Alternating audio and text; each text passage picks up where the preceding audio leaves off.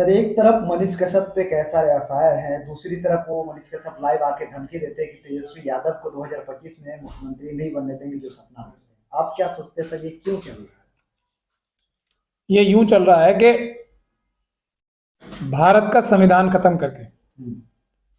भारत की जो सेना है जी। उसके खिलाफ बगावत करके, हम्म, मतलब हथियारों समेत बगावत करके हम्म, हिंदू राष्ट्र बनाना है और भारत को हम्म, खत्म करना है। जी। इसके पीछे एक बहुत बड़ी अंतर्राष्ट्रीय साजिश है और उसमें आतंकवादी संगठन कई काम कर रहे हैं। लेकिन ये सारे आतंकवादी संगठन जो हैं ये नागपुर और आरएसएस द्वारा संचालित हैं। ये सारी प्लानिंग, सारा इसकी जो बैकग्राउंड है वो आरएसएस के हेडक्वार्टर नागपुर में बन रही है और वहीं से संचालित है। ये बड़ी कॉन्स्पिरेसी तो क्या हिंदू सबूत है राष्ट्र आपके बनाने पास? क्या सबूत है आपके पास? मैं सबूत बता रहा हूँ। देखिए, मैं एक वकील हूं, मैं तथ्यों के आधार पर बात करता हूं। सबूत जो नजर आने वाले होते हैं, अगर कोई एफआईआर होती है तो उसमें यह बताया जाता है कि प्रथम दृष्टया ये सबूत हैं।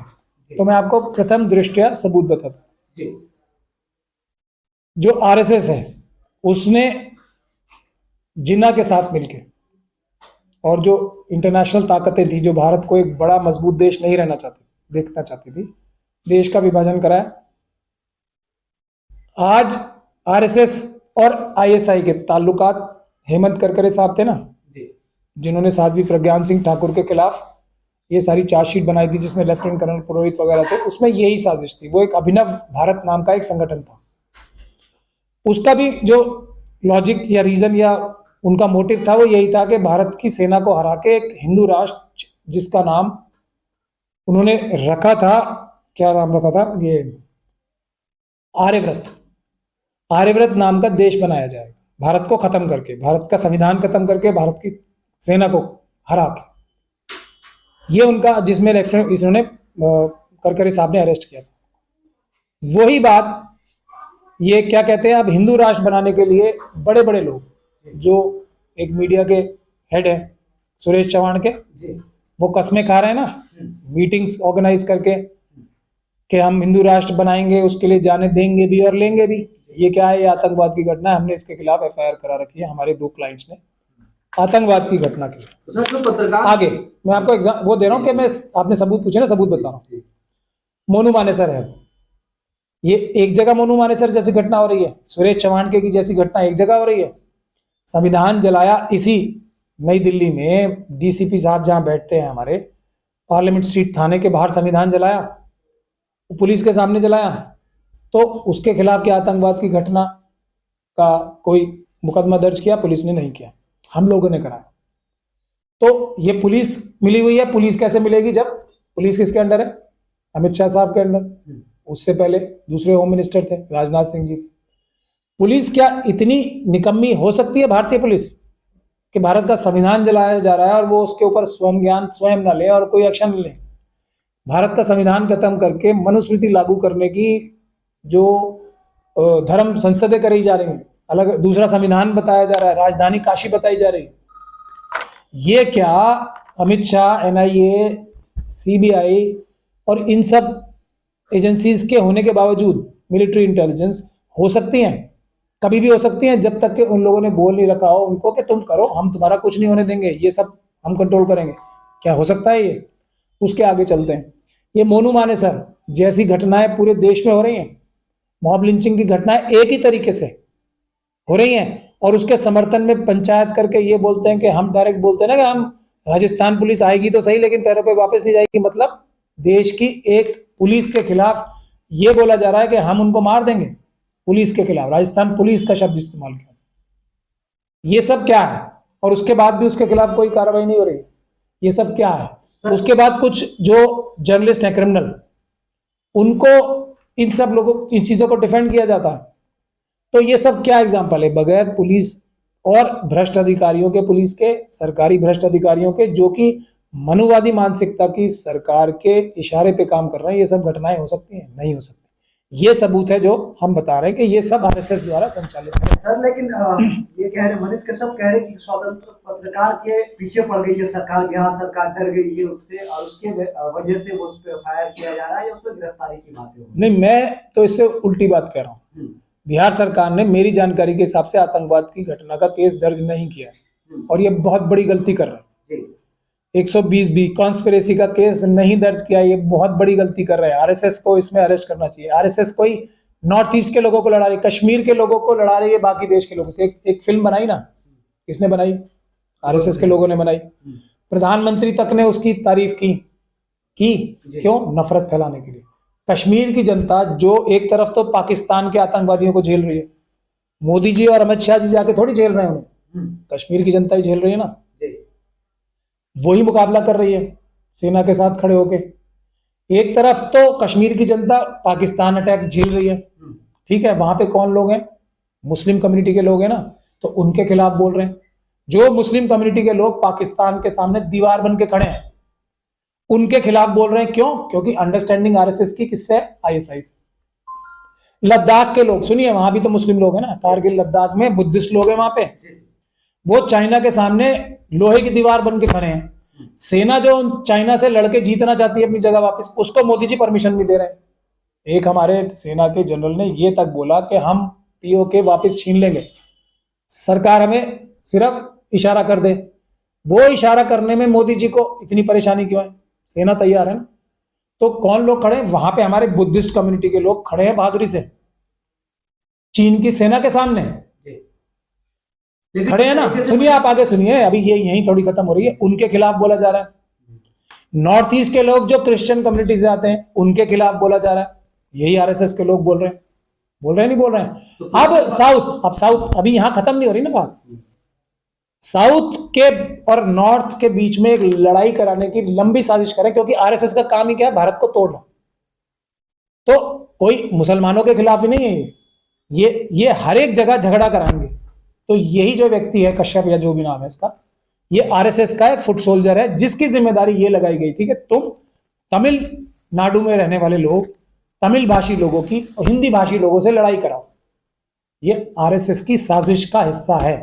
ये उसी साजिश का हिस्सा है जिससे एक लड़ाई नहीं, मुसलमानों के खिलाफ, सिखों के खिलाफ। सिखों के लिए क्या कर रखा है कि उनको बता रखा है कि ये खालिस्तान की मांग कर रहे हैं। अरे खालिस्तान के साथ कौन सा सिख है वहां पर? कोई नहीं है। सिखों ने खालिस्तान की जो मांग उठी थी उसको किस तरीके से नकारा है? भारत के संविधान के लिए कितनी लड़ाई की है उन्होंने। आजादी से पहले भी सिख कम्युनिटी ने की और आजादी के बाद भी कितनी की है। उनको आतंकवादी बताया जा रहा है, सिख कम्युनिटी को। इनकी क्या हैसियत है इन मनुवादी मानसिकता के लोगों की, आरएसएस वालों की? असली आतंकवादी, असली चाइनीज एजेंट्स, असली चाइना और पाकिस्तान के दलाल तो ये हैं। अब आप उठा के देख लीजिए मनुवादी मानसिकता के गुजराती बिजनेसमैन कितने चाइनीज कंपनीज में, जो उनकी सेना की कंपनियां हैं और जो उनके कम्युनिस्ट पार्टी ऑफ चाइना की कंपनी में, मनुवादी मानसिकता के गुजराती बिजनेसमैन कितने उसमें डायरेक्टर हैं। क्या शर्मा कह तो रहे हैं कि साध्वी प्राची कह रही है पत्रकार को डराया जा रहा है, एफआईआर हुई है, वो भागा। मैं तो कह रहा हूं ना, कपिल मिश्रा स्वयं एक आतंकवादी हैं। उन्होंने दिल्ली दंगों में जाके हमले किए। पुलिस के एक भ्रष्ट अधिकारी जो डीसीपी सूर्या, उसके साथ मिलके हम लोगों ने उसकी भी एफआईआर दर्ज कराने के लिए 56(3) में, जो हमारे देश के दूसरे सबसे बड़ी लॉ अधिकारी हैं, वो ये कहते हैं हाई कोर्ट में खड़े होके, जो जस्टिस मुरलीधर जिनका अगले दिन ट्रांसफर हो गया, क्या स्टेटमेंट दी वहां उन्होंने खड़े होके कि अभी माहौल इस प्रकार का नहीं है कि कपिल मिश्रा के खिलाफ एफआईआर दर्ज की जाए। हालांकि इसने ये घटना की है। ये कौन करवा रहा है? ये नागपुर नहीं करा रही, प्रधानमंत्री जी नहीं करा रहे, अमित शाह जी नहीं करा रहे। वरना लॉ दूसरा सबसे बड़ा ऑफिसर ये वाली बात कहेगा कोर्ट में जाके कि हम इनके खिलाफ एफआईआर दर्ज नहीं करेंगे। हालांकि एफआईआर बनती है, मगर माहौल ठीक नहीं है। तो ये सब बातें पॉइंट आउट। उसी तरीके से तमिलनाडु देश का एक बहुत ही महत्वपूर्ण स्टेट है, हमारे देश की आन बान शान है तमिलनाडु। उसमें ये 2-2 पैसे के घटिया लोग, मनुवादी, उनकी राष्ट्रभक्ति पे सवाल उठाएंगे। ये जलील लोग। क्यों? क्योंकि ये जलील ही हैं, ये आतंकवादी ही हैं। इनका काम ही है ये कि तमिलनाडु में हिंदी भाषी लोगों की लड़ाई कराओ। वहां पे जो वहां पे बिजनेसमैन है, वो इतने प्यार से वहां पे हिंदी भाषी और तमिल भाषी रहते हैं, उसमें लड़ाई करानी है। मराठा लोगों से लड़ाई करानी है नहीं करानी? शिवसेना के खिलाफ क्यों है? बेसिक वजह क्या है कि मराठों में और हिंदी भाषी लोगों में लड़ाई करानी है। ये कौन कर रहा है? सब नागपुर से हो रहा है। तो ऐसे सुप्रीम कोर्ट वकील आप क्या करने जा रहे हैं फिर, जो ऐसी घटनाएं हो रही हैं, जो लड़ाना के काम कर रहे हैं? हम पहली तो सबसे बड़ा काम ये करते हैं कि हम एडवाइस दे रहे हैं अच्छी नीतीश कुमार जी को कि ये आतंकवाद की घटना है, इसमें आतंकवादी तो मनीष कश्यप धारा में है। आतंकवादी है और वो एक छोटा सा प्यादा है आतंकवादी के फुट सोल्जर होते हैं ना, बैठा उनका बॉस तो कहीं और होता है, ये बॉस तो नागपुर में बैठे हैं ना सारे। तो 120 भी धारा एक होती है, ये हम एडवाइस दे रहे हैं। पहले कॉन्स्पिरेसी का केस दर्ज करे, आतंकवाद का केस दर्ज करे और इसकी सही से इन्वेस्टिगेशन हो कि इसको इतना हौसला कैसे आ गया ये झूठी फेक वीडियोस डालने का, कौन इसके पीछे है, क्यों आ रहा था इसका हौसला, क्या अपने आप आ रहा था? तो उल्टा धमकी दे रहा है तेजस्वी यादव को कि सरकार ने माना नहीं दूंगा। अब जब देखो जो क्रिमिनल्स होते हैं, आतंकवादी होते हैं, उनका क्या काम होता है कि जो बड़े लोग हैं उनको धमकियां दें, वही तो कर रहा है, वो आतंकवादी है तो वही तो करेगा। जो डिप्टी सीएम है उसको धमकी कोई आतंकवादी तो देगा, समझे आप बात? तो आतंकवादी है ना, तो आतंकवादी केस भी उसके खिलाफ दर्ज होना चाहिए, नहीं कर रहे, बिहार की सरकार गलती कर रही है। सर, तो मनीष कश्यप कह रहे हैं कि मैं आरएसएस में अगर पहले था तो मेरा पांच था और मदरसा में भी मुस्लिम रहते हैं और बहुत सारे देश के लिए काम करते हैं, हम सवाल नहीं उठाते, तो मेरे पे क्यों सवाल उठाया जा रहा है? हम कब मना कर रहे हैं? मदरसे में रह के अगर कोई भारत के संविधान के खिलाफ बात करेगा, जो आतंकवाद की घटना करेगा, तो उसके खिलाफ भी मुकदमा दर्ज होना चाहिए। आरएसएस में रहने के लिए कोई प्रोटेक्शन थोड़ी मिल जाती है। आरएसएस तो देश के लिए भी काम करते हैं ना। नहीं कोई आरएसएस कहने को तो हर एक आतंकवादी कुछ भी कह सकता है, ये तो इन्वेस्टिगेशन में पता लगेगा ना कि इन्होंने क्या क्या काम किया आरएसएस ने। साध्वी प्रज्ञान सिंह ठाकुर को टिकट किसने दिलवाया? क्या ऐसी उनमें खासियत थी? एक ही काम था ना कि उनके ऊपर आतंकवाद का केस चल रहा था, टिकट दिया ना। ये आतंकवादियों को पार्लियामेंट तक ला रहे हैं, अपने फुट सोल्जर्स को। तो ये मनीष कश्यप को भी तो ये आतंकवादी है, उनके चीफ जो हैं, जो सब इसको सर संचालक हैं बैठ के, उनके इशारे पे तो काम कर रहे हैं। बजरंग दल, विश्व हिंदू परिषद, क्या इनकी कोई हैसियत औकात है कि जो देश की पुलिस है, देश की सेना है, उसके रहते ये सब काम कर दें? अगर इनको ये ना कहा जाए कि हम तुम्हें बचा रहे हैं, हम ही करवा रहे हैं, तो कोई दिक्कत नहीं है, डरने की बात नहीं है। हमने अपने भ्रष्ट अधिकारी बिठा रखे हैं बहुत सारी जगह, वो तुम्हें नहीं पकड़ेंगे। मनीष कश्यप भागा भागा फिर रहा, आपको क्या लगता है गिरफ्तारी होगी उसकी? नहीं, भागा भागा कुछ नहीं फट रहा, 2 मिनट में एनआईए अरेस्ट कर लेगी। फिर हो नहीं रही है सर? नहीं कर रही तो जानबूझ के नहीं कर रही ना, ये समझने की। कोई नहीं भागा, कोई नहीं कहीं भाग रहा है। मोनू मानेसर भाग रहा है क्या? मोनू मानेसर भी सबको पता है कहाँ है, इसका भी सबको पता है कहाँ है। मुझे एक ऑफिसर मुझे देना है एनआईए का, मैं इसको 10 मिनट में पकड़वा दूंगा। इतना ही, कोई भाग भाग नहीं रहा, ये अमित शाह जी बचा रहे हैं।